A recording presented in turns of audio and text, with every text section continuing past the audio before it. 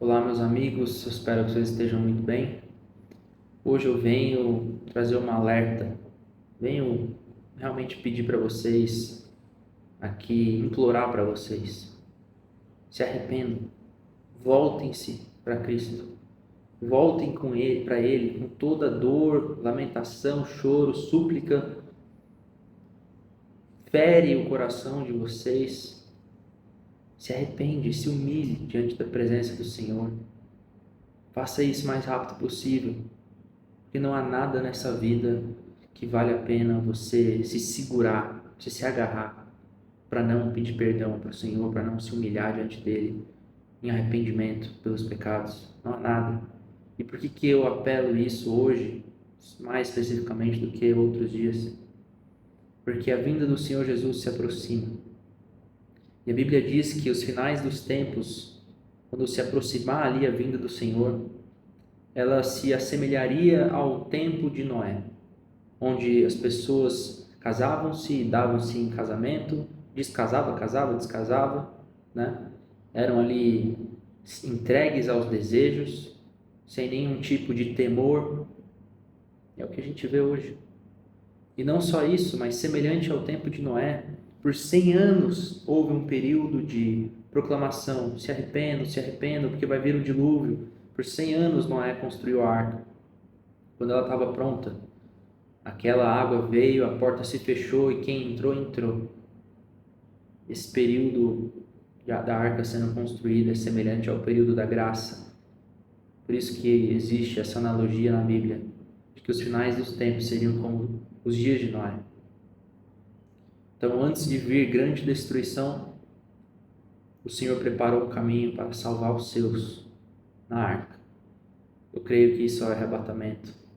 Aquilo que Paulo descreve que vai acontecer, aquilo que tantos outros apóstolos ansiavam e aquilo que Jesus mesmo prometeu que aconteceria.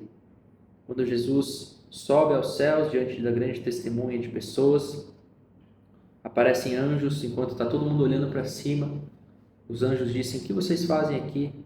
Esse mesmo Jesus que subiu, ele mesmo descerá novamente. Jesus fala também: eu vou para a casa do meu pai, lá tem muitas moradas, mas fiquem tranquilos que eu vou voltar para buscar vocês. E onde eu estiver, ali vocês estarão comigo.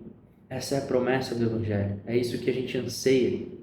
Mas hoje parece que tem pessoas que não anseiam isso, não seguem isso com expectativa realmente. E é estranho, é esquisito. Não estou aqui argumentando se quem não anseia com tanta expectativa não vai ser salvo ou não. Não vou entrar nesse mérito. Eu creio que o Senhor é poderoso para salvar aqueles que confessam Ele como Senhor. Mas é estranho você ver isso, né? Tantas coisas convergindo para os finais dos tempos. E eu tenho aqui vários versículos para colaborar com isso, mas eu não quero ficar aqui argumentando no vídeo para provar para você que está muito próximo da vinda do Senhor. Não quero provar nada nesse sentido.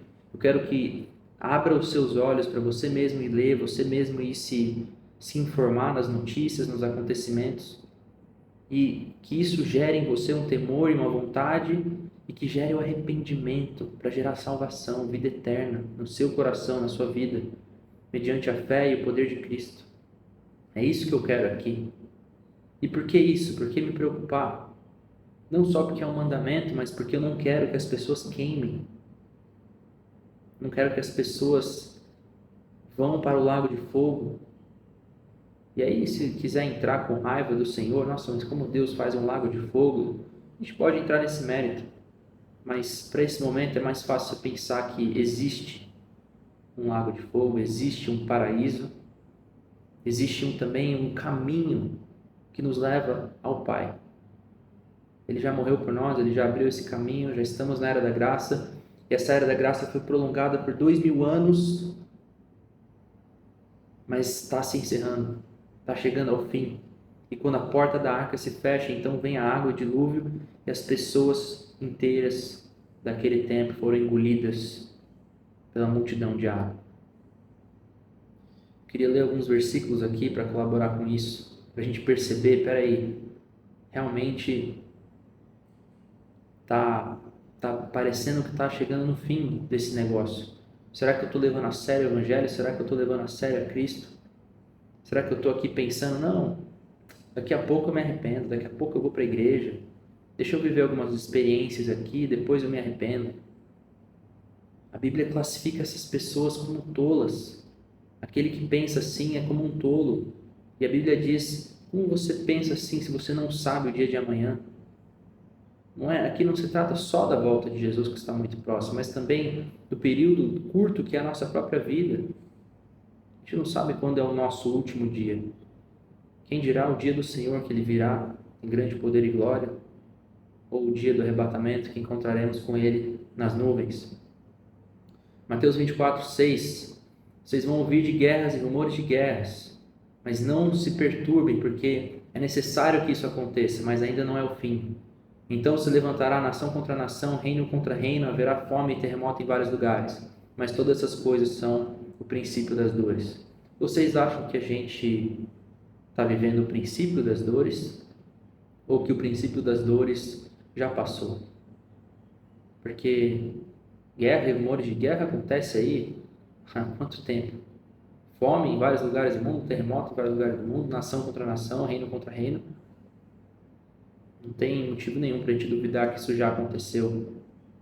Mas eu não vou entrar no mérito de argumentar isso. Quero que vocês pensem, leiam, estudem, vejam vídeos, podcasts, se interessem pela volta de Cristo e pelas profecias.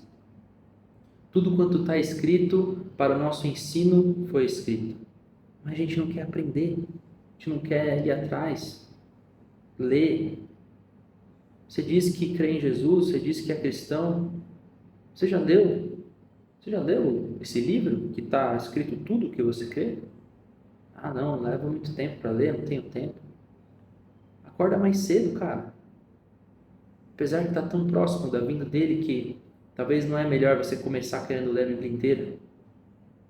Já parte para Apocalipse, lê o Novo Testamento primeiro. E ali vai ter a fonte da verdade para te guiar para a salvação, que é Cristo. Mateus 24:14.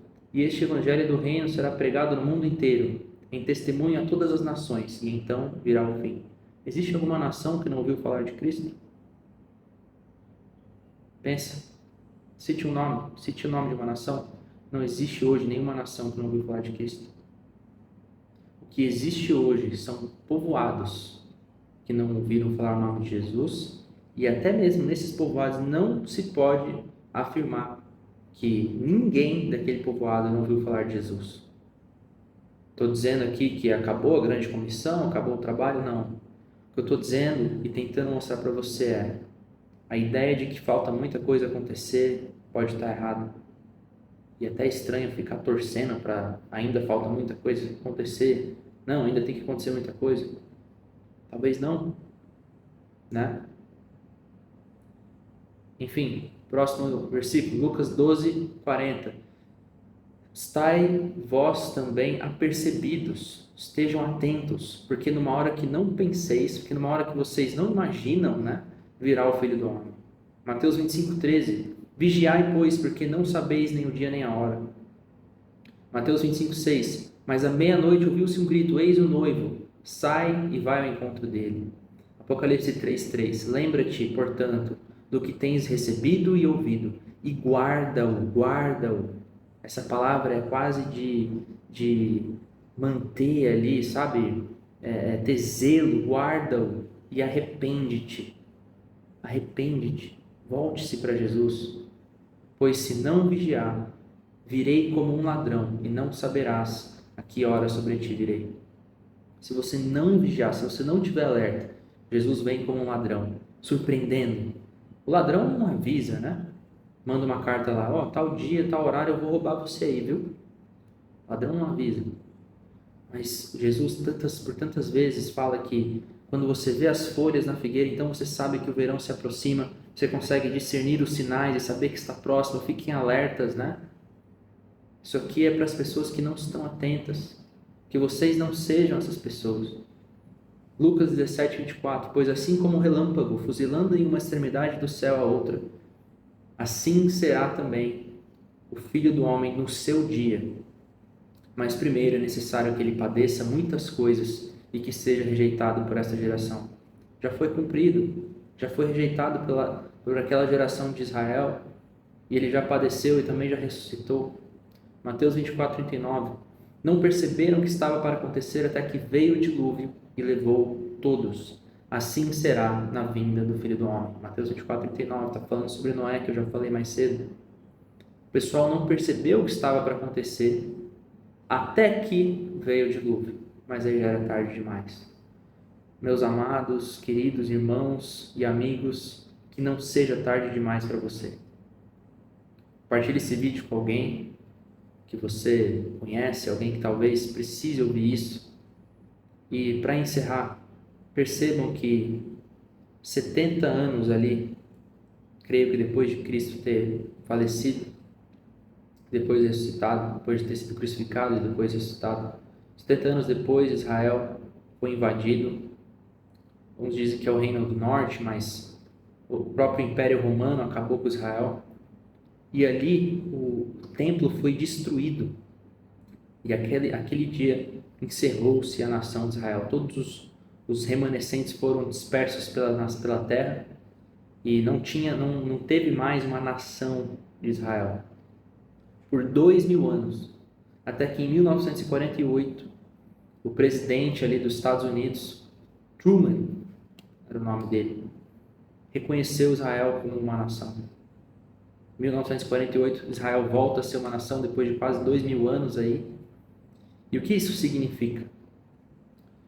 Israel ser uma nação e ter um templo é necessário para que se cumpra uma série de profecias que estão em Apocalipse sobre o juízo final.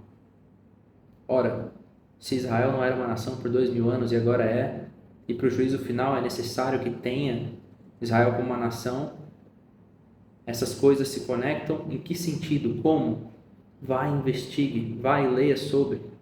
Eu não vou aqui argumentar tudo isso, mas eu quero instigar em você esse desejo de aprender e de ser curioso nisso, com grande expectativa. Não quero ser alarmista, mas voltem-se, arrependam-se de todo o coração. Aqueles que estão de pé, fiquem alertas e vigilantes para que se mantenham de pé. É o que eu tenho buscado fazer. Muitas são as tentações nesse mundo, mas nenhuma delas vale a pena.